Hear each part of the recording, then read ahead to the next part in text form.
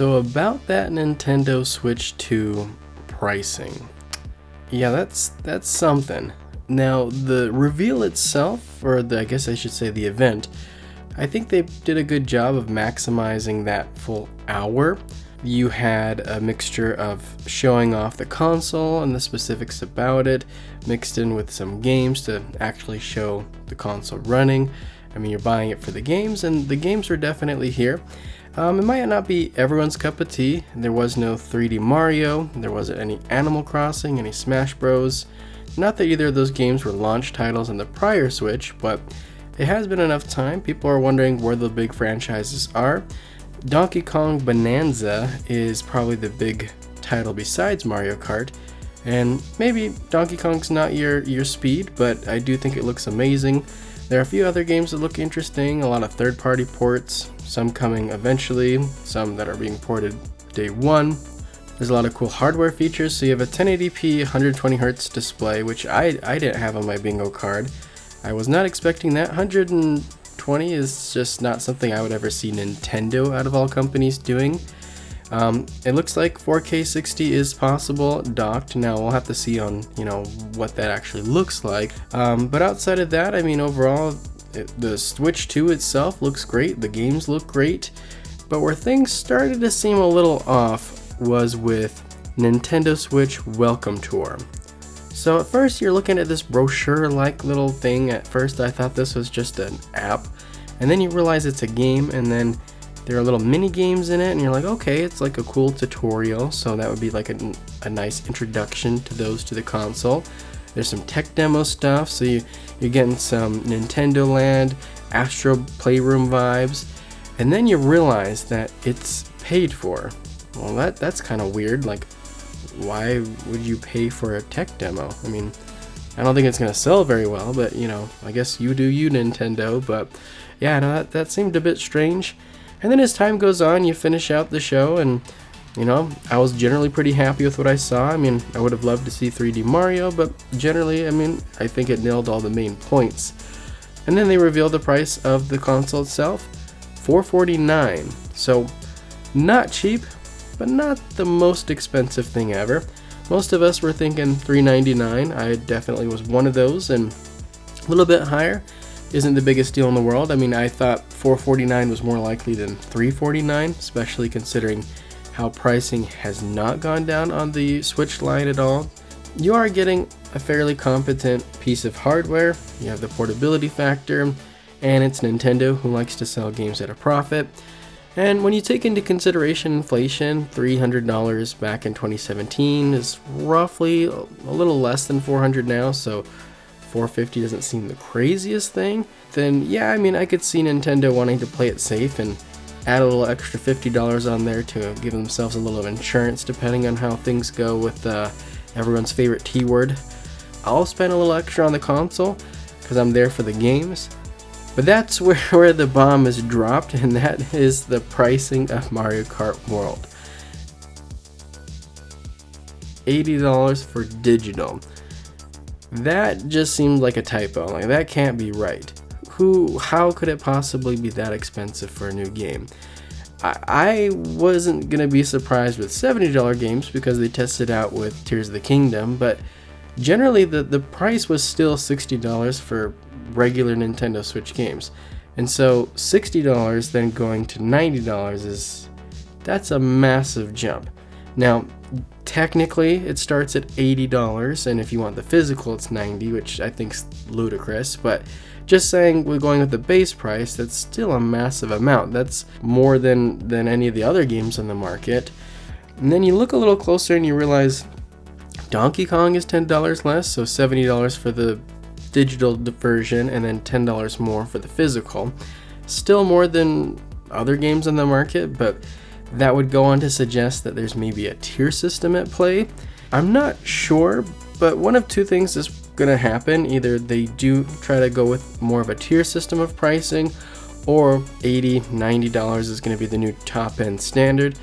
I don't think either option's really going to be the best for us, the consumers, long term.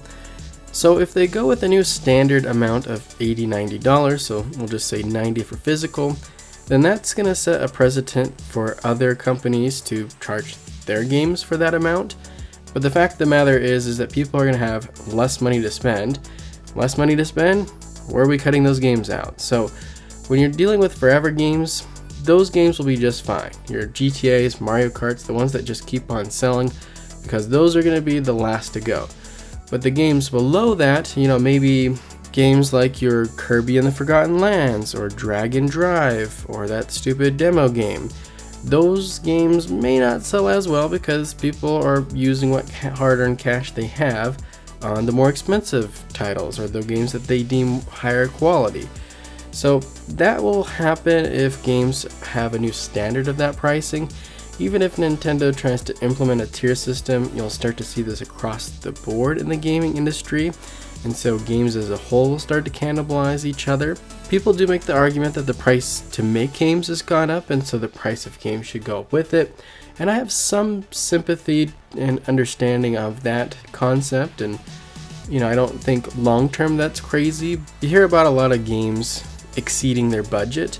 The problem with this logic of increasing the prices of games to then help those inflated budgets is that if they went over budget based on the amount that they knew that they're going to sell the game for, and they still went over budget, trying to alleviate that with an extra $10, $20 isn't going to fix the problem. It just means that they're bad at managing the budget, and so they will then have a higher budget that they will then exceed with their poor management. So that issue is more of an overall management issue as far as publishers and developers for pricing of games.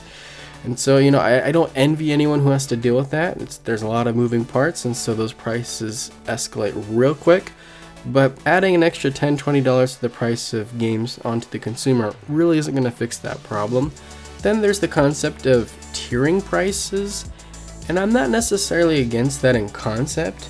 If games that cost $1 billion, like your Grand Theft Autos, are $80, $90, and then games that are a bit lower on the budget are closer to like $20, $30, I don't think as a whole that concept is crazy, but the problem is I don't think that concept would ever really be implemented, because as a publisher, the goal is to make as much money as humanly possible. And so if you would probably sell your game for $50, but you could then push it up to $60, why would you not sell it for $60? Or hey, you have a comparable game that's selling for $80, why don't you just sell it for $80? The whole logic of a tier price system just doesn't lend itself well to the mindset of trying to make money with games. Because if a game was under budget, you wouldn't see a game now go lower in pricing, you would just see it stay the same in pricing. You start to assign a price tag to quality or budget, and all of a sudden you start to amplify this voice that you hear on the internet that never dies about a game's value. Oh, this game is only X amount of hours, this should be way cheaper. Oh, this game, doesn't have the best graphics. Why is it being sold for this amount? Like, that mentality is only going to get amplified if games are set at a tier system. In theory, I don't mind the tier system, I just don't have faith that publishers will ultimately price games in a way where it will line up with consumers and their bottom line at the same time. So I just don't know if that's going to work long term. Now, maybe Nintendo might implement a strategy like that, but ultimately I don't see how this can do anything besides raise the overall prices of games for everyone involved, and I think there's going to be some casualties that go along with that.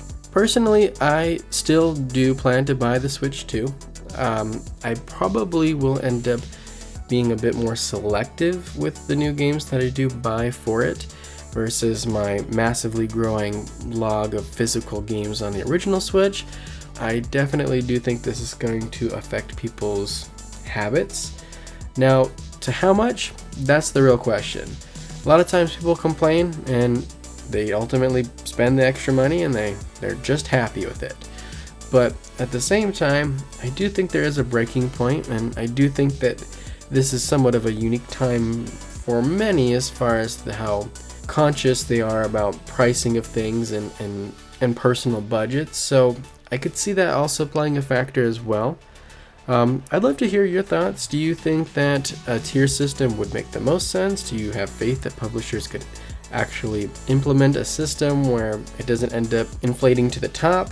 Are you okay with these higher prices? I mean, I think I know the answer to that, but yeah, I'm curious to hear your thoughts. Appreciate your time, and until next time, see ya.